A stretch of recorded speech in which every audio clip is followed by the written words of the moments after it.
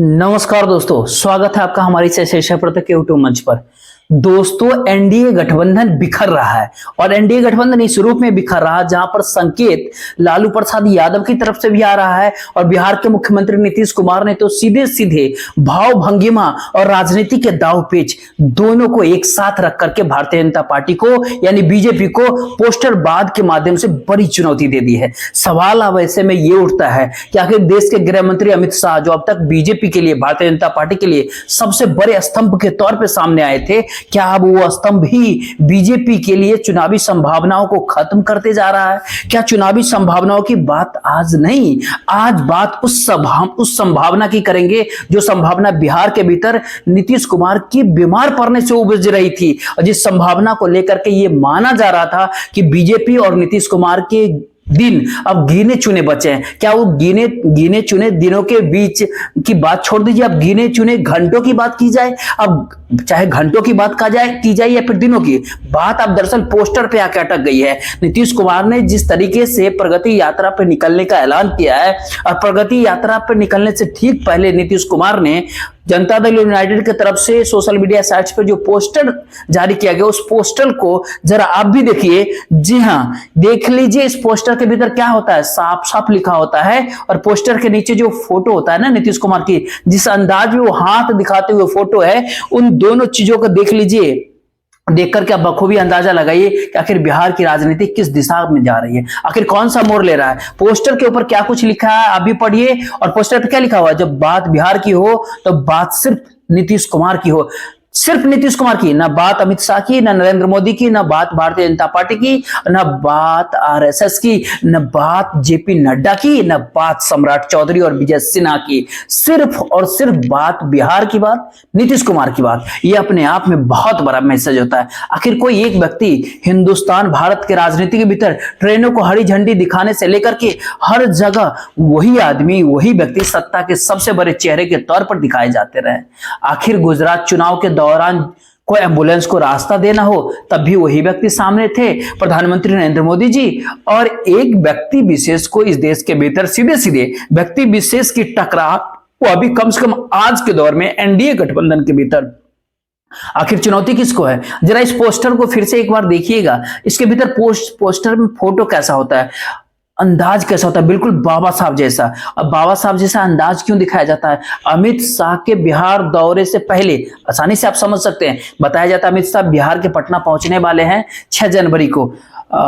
इन सब के बीच लालू यादव, वो लालू यादव जिनके एक बयान ने बिहार के भीतर भूचाल ला दिया, वो लालू यादव जिनसे पूछा गया, आज ही की बात है जब बिहार के रोहतास में लालू यादव से पूछा गया कि नीतीश कुमार कल से यात्रा पे निकल रहे हैं, उस यात्रा के बारे में लालू यादव का क्या कहना है? तो लालू यादव सवाल से कन्नी काटते हुए चुपचाप अपनी गाड़ी के अंदर बैठ गए। आप इस बात से बखूबी अंदाजा लगा सकते हैं कि आरजेडी और जेडीयू के भीतर अंदर खाने आखिर बिहार के पटना में क्या चल रहा है। कोई जवाब मीडिया को लालू यादव नहीं देते हैं, तो लालू यादव कुछ मीडिया को कह नहीं पाते हैं। तेजस्वी यादव आधी रात को अपना दौरा को खत्म करके अचानक भागलपुर से पटना ट्रेन लेकर के आ जाते हैं और इन तमाम बातों के बीच तेजस्वी यादव पटना में कुछ ना बोले, रोहतास में लालू यादव मीडिया को कुछ ना कहे, तेजस्वी यादव चिट्ठी भी लिखे तो बीपीएससी छात्रों के मुद्दे पर नीतीश कुमार को चिट्ठी लिख दिए, तमाम सारी चीजें हो। और इन तमाम बातों के बीच पूरी भारतीय जनता पार्टी दिल्ली में पहुंचा हुआ है, दिल्ली में बैठा हुआ है।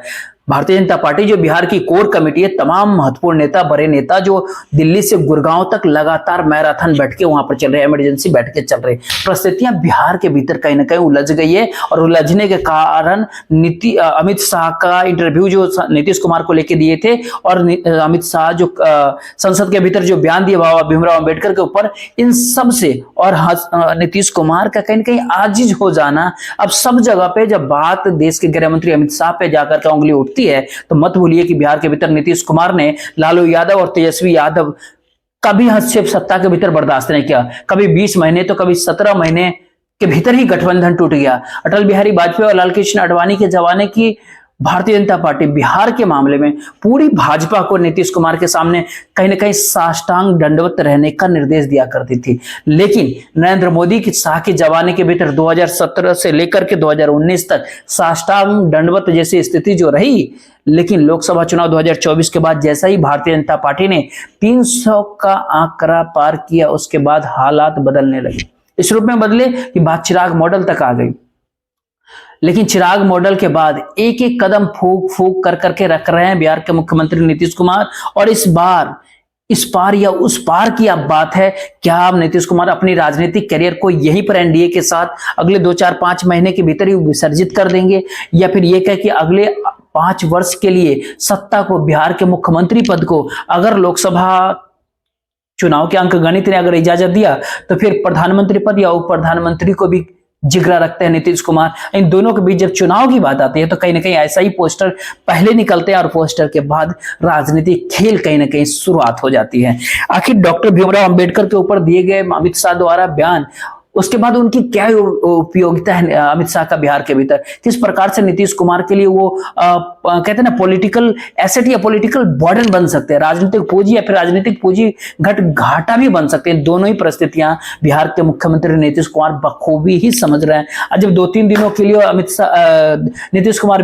बीमार होकर के पटना के अपने आवास में बैठे और उसके बाद जो राजनीति की जो गतिविधियां हुई पटना से लेकर के दिल्ली तक, उससे काफी सारे संकेत मिलने लगे। कहा तो ये जा रहा था कि चंपारण के इलाके से वो प्रगति यात्रा निकाल रहे हैं, वो यात्रा अब शायद ना हो, रद्द हो जाए। लेकिन आज अचानक खबर आती है कि ये यात्रा कल से यानी यथावत कार्यक्रम के अनुसार ही यात्रा जारी रहेगी। तो यात्रा तो जारी रहेगा, लेकिन एनडीए के साथ उनकी राजनीतिक यात्रा का बिहार के भीतर क्या होगा? क्योंकि एक तरफ सवाल भारतीय जनता पार्टी के नीयत का है। वो भारतीय जनता पार्टी जो तो 100 सीटें खुद तो बिहार के भीतर चाह रही है, लेकिन अपने छोटे सहयोगी दल जो आमतौर पर नीतीश कुमार की तुलना में भारतीय जनता पार्टी के उनके काफी करीबी माने जाते हैं, चाहे बिहार के भीतर लोजपा हो यानी चिराग पासवान हो, चाहे जीतन राम मांझी हो, चाहे उपेंद्र कुशवाहा हो, इनके लिए जो 40 सीटें भारतीय जनता पार्टी चाह रही है बिहार के भीतर, नीतीश कुमार की पार्टी उनको बीजेपी के पाले में ही मान करके चल रही। वहीं पर दूसरी तरफ महादलित और अति पिछड़े वोटरों के बीच बाबा साहब डॉक्टर भीमराव अंबेडकर का क्या ही उपयोगिता है? जरा इसको राजद प्रवक्ता प्रियंका भारती के द्वारा मनुस्मृति का पन्ना फाड़े जाने की परिस्थितियों से जोड़ कर करके अगर देखें तो राजनीति के भीतर जो बाइनरी एक बन रही है ना, बाइनरी खिचड़ी बिहार के भीतर मंडल फोर्सेस जिस तरीके से अपने ताकत के अपने बल के साथ आगे बढ़ रहा है, उसके भीतर आरजेडी के नेता तेजस्वी यादव के पास एक ही कमी तो दिखाई देती है कि बिहार के भीतर एमओआई बोर्ड वोट बैंक के अंदर ऐड ऑन करने के लिए, उसमें बोर्ड जोड़ने के लिए जिस चेहरे की अभी जरूरत है तेजस्वी यादव को, जिस फिनिशिंग टच की जरूरत है, वो तेजस्वी यादव के चेहरे के साथ फिलहाल आता हुआ नहीं दिखाई देता है। जब तक शीर्ष नेतृत्व यानी नरेंद्र मोदी बैठे हुए, जब तक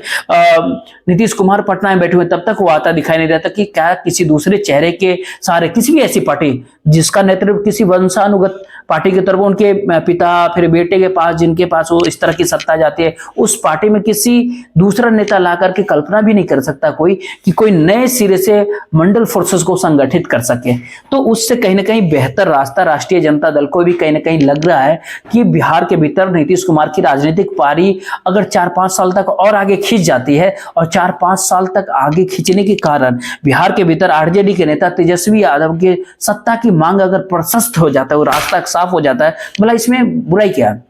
बिहार के भीतर जाति जनगणना कहीं ना कहीं स्पष्ट कर दिया कि बिहार के भीतर 18-20% तक दलित वोटर है, उसमें महादलित 14% है, जो नीतीश कुमार का कोर वोट बैंक बिहार के भीतर माना जा रहा है। क्या वो core vote bank Nitish Kumar का जो है वोट बैंक अमित शाह के गठबंधन के अंदर रहते हुए क्या नीतीश कुमार के साथ ये वोट बैंक जुड़ा रहेगा? ये जो पोस्टर आप देखें उसमें उंगली दिखाते हुए नीतीश कुमार की जो फोटो दिखी, वो उंगली बहुत कुछ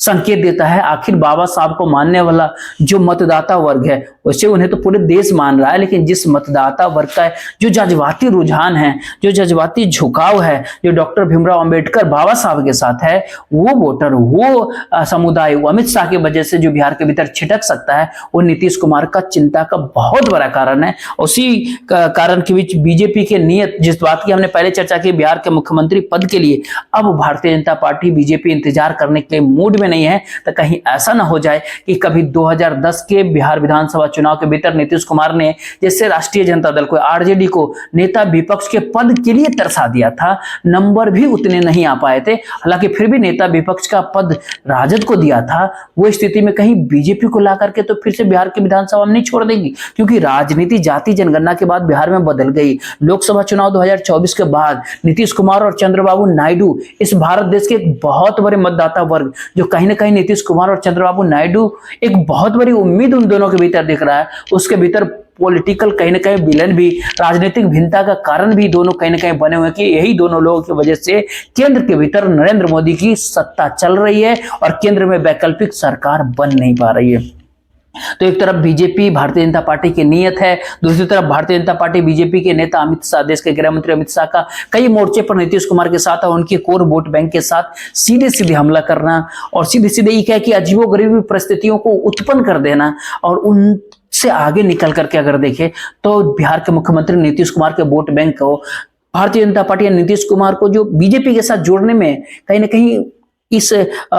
पशुपेश में फंसते हैं। और तेजस्वी यादव की इस स्थिति में न होना कि वो राजद या इंडिया गठबंधन को सत्ता में बिहार में ला सके अकेले बलबूते, सारी परिस्थितियां जहां पर इस तरह के उत्पन्न हो रहे हैं, जहां पर सब कुछ दिखाई दे रहा हो कि जब इन्वेस्टर्स समिट में शामिल होना हो तो नीतीश कुमार की तबीयत खराब हो जाती है, जब बिहार के प्रगति यात्रा पर निकलना होता है तो नीतीश कुमार पूर्ण रूप से स्वस्थ होकर निकल रहे हैं। दरअसल नीतीश कुमार का स्वास्थ्य बीजेपी यानी भारतीय जनता पार्टी की राजनीतिक स्वास्थ्य को कहीं ज्यादा खराब कर रहा है। और इन तमाम परिस्थितियों के बीच जो बिहार की राजनीति में एक जो महीन लाइन बनती हुई नजर आ रही है, अगर उस लाइन को आप देखना चाहे तो पूरी की पूरी बीजेपी कल से दिल्ली में क्यों बैठी हुई है, कभी दिल्ली में तो कभी हरियाणा, कभी गुड़गांव, बिहार बीजेपी का बैठक, मैराथन बैठकों का सिलसिला आखिर बीजेपी के भीतर दिल्ली के अंदर क्यों शुरू है। राष्ट्रीय जनता दल और जनता दल यूनाइटेड के तमाम सारे एमएलए को, तमाम सारे विधायकों के, दोनों ही पार्टी के शीर्ष नेता ने अंदर खाने खबर दे दिया, आदेश दे दिया कि कोई भी विधायक बिहार छोड़ करके कहीं नहीं जाएगा। जब दोनों पार्टियों के विधायक जिनके कुल सदस्य संख्या बिहार के भीतर 120 के करीब होती है, तो करीब 120 या फिर 125 विधायकों को जो बहुमत का आंकड़ा है बिहार के भीतर, उतने विधायकों को बिहार छोड़ करके कहीं नहीं जाने का आदेश मिल गया। अंदर खाने इस तरह की खबरें आ गई है, अघोषित निर्देश कहीं ना कहीं दे दिया गया है। तो आप बखूबी अंदाजा लगा सकते हैं कि लोग आखिर इन दिनों खरमास की बात क्यों कर रहे हैं। हमने पहले भी कहा है कि इस बार जो बिहार के भीतर जो खेल होगा उसमें नीतीश कुमार 10वीं शपथ लेने की जरूरत नहीं करेंगे, वो प्रयासों नहीं करेंगे, अन्यथा उसमें कुछ खेल हो सकता है। इस बार जो कुछ भी बिहार के भीतर खेल होगा उसमें पूरी संभावना इस बात की जताई जा रही है कि नीतीश कुमार बीजेपी कोटे के मंत्रियों को बर्खास्त करेंगे और इंडिया गठबंधन के कुछ विधायकों को मंत्री पद के शपथ दिलवाएंगे। जरूरत पड़ेगा तो बिहार विधानसभा के फ्लोर पे कहीं ना कहीं बहुमत भी हासिल कर लेंगे। तो ऐसे तमाम खेल के बीच जो पोस्टर आप उंगली दिखाते हुए देखिए, और लालू प्रसाद यादव ने जिस प्रकार से आज रोहतास के भीतर मीडिया के सवालों से कन्नी काटने लगे, वो अपने आप में बहुत बड़ा संकेत है कि राष्ट्रीय जनता दल के भीतर से नीतीश कुमार को साथ लाने पर हरी झंडी कहीं न कहीं मिल चुकी है। और जब राजद के भीतर से इस तरह के संकेत मिल गई है तो समय कहीं ना कहीं नीतीश कुमार को तय करना है कि कब, किस फॉर्मूले के तहत, किस दिन, किस मुहूर्त में, किस तरीके से बिहार के भीतर विपक्ष परिवर्तन को सफलतापूर्वक फिर से एक बार संपन्न करवा देना। आखिर अंदर खाने की खबर जो है उस पर अगर विश्वास करें तो एक तरफ बिहार के भीतर आगामी विधानसभा में वोट बैंक का डर है, दूसरी तरफ भारतीय जनता पार्टी के टिके रहने की परिस्थितियां, वही तीसरी ओर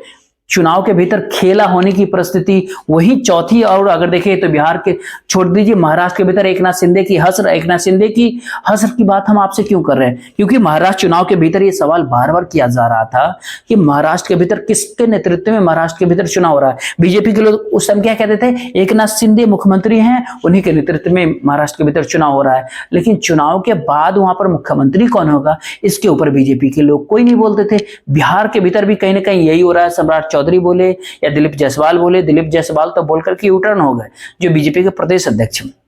लेकिन डिप्टी सीएम सम्राट चौधरी ने दिल्ली के भीतर आज वो अपने मुख से प्रेस कॉन्फ्रेंस करके कहा कि दिल्ली के भीतर कहा कि बिहार का चुनाव जो है मोदी और नीतीश के चेहरे पे होगा। मोदी और नीतीश के चेहरे पर अगर बिहार का आगामी बिहार विधानसभा चुनाव होगा तो उस पोस्टर को भी आप देख लीजिए कि जब बात बिहार की होगी तो बात सिर्फ नीतीश कुमार की होगी। आपने देखा यानी ये कहे कि नरेंद्र मोदी की यहाँ पर कोई बात नहीं होगी, केवल बिहार की बात, नीतीश कुमार की बात। तो एकनाथ शिंदे की तरफ से जैसे कहा जा रहा था ठीक वैसे ही नीतीश कुमार के मामले में कहा जा रहा है कि नीतीश कुमार के नेतृत्व में उनके चेहरे पे ही चुनाव होगा। लेकिन कोई बीजेपी के नेता ये अभी नहीं कह रहा कि आगामी बिहार विधानसभा चुनाव के बाद 2025 से 30 तक के कार्यकाल में, पूरे कार्यकाल में बिहार के भीतर नीतीश कुमार ही मुख्यमंत्री बने रहेंगे। और यही वो सबसे बड़ी लाइन है, डार्क लाइन है जो नीतीश कुमार समझ चुके हैं, पढ़ चुके हैं। जनता दल जेडीयू के भीतर जो कथित फ्रंट और बीजेपी के लोग माने जाते हैं उनको भी, अब उनकी राय को भी, उनकी राय मशवरे को भी कहीं ना कहीं दरकिनार करके चलने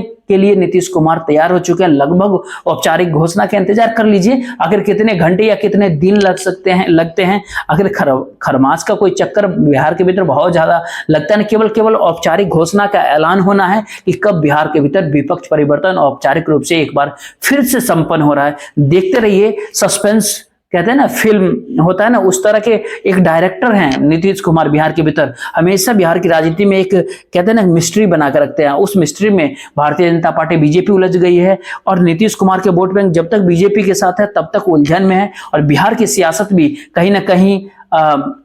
एक अजीब ही परिस्थिति मुद्रा में दिखाई पड़ रही है। और इसके आगे क्या कुछ खेल होता है, ये सब कुछ बीजेपी और जेडीयू की भूमिका क्या कुछ होगा बिहार के भीतर, ये तो कहा नहीं जाएगा। लेकिन बीजेपी के लिए दो ही भूमिका है, एक तो नीतीश कुमार की सरकार की स्टेपनी की बिहार के भीतर, या फिर दूसरा मुख्य विपक्षी के अंदर बैठने का बिहार की विधानसभा में। और अमित शाह 6 जनवरी को जो बिहार के दौरे पे आ रहे हैं तो उसमें आकर के कह सकते हैं फिर से कि नीतीश बाबू आपके लिए हमेशा के लिए दरवाजा बंद हो गया। पहले भी ये बात कह चुके हैं, लेकिन दरवाजा तो बंद ही था, लेकिन खिड़की खोल दिया था। लेकिन नीतीश कुमार ने क्या इस बार खुद ही दरवाजा बंद करने के लिए, राष्ट्रीय जनता दल का दरवाजा तो हमेशा से खुला हुआ है नीतीश कुमार के लिए, तो दरवाजा बंद और खोलने के विषय के बीच में खिड़की, रोशनदान, तमाम सारी चीजें नीतीश कुमार ने 3 दिन तक जब बंद कर लिया तो आगे उम्मीद भी कोई नहीं कर सकता कि आगे बीजेपी के लिए बिहार के भीतर नीतीश कुमार का कोई भी घर का दरवाजा या खिड़की खुला रहेगा। अंततः बिहार के जनता के सामने चुनाव के दौरान भी,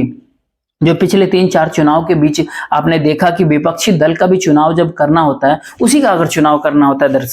दरअसल वो मौका भी उसको ढंग से नहीं मिल पाता है, क्योंकि बिहार के भीतर नीतीश कुमार हमेशा न केवल स्टेपनी अपना बिहार के भीतर बदलते रहते हैं